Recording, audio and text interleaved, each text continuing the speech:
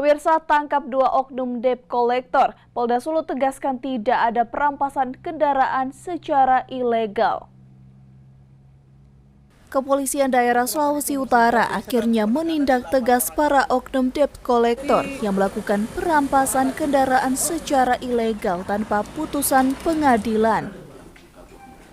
Direktur Reserse Kriminal Umum Polda Sulut, Kombes Pol Gani Siahaan mengatakan, pihaknya telah menangkap dua orang oknum debt collector yang baru saja melakukan tindak perampasan kendaraan secara ilegal.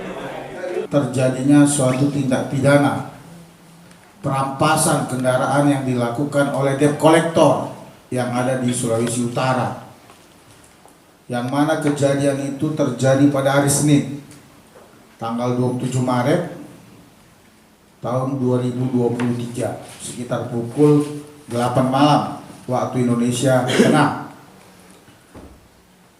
bahwa pelapor memarkir mobil Toyota Avanza dengan nomor polisi DB 1467DE di parkiran basement Multimart Mega Mall Manado dengan tujuan berbelanja.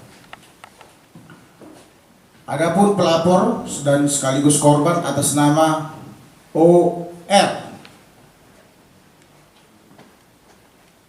Kemudian para pelaku menggiring pelapor, dan pelakunya cukup banyak. Para debt collector ini menghampiri pelapor, kemudian dengan sengaja meminta atau merampas dengan paksa, mencoba merampas dengan paksa kendaraan daripada korban.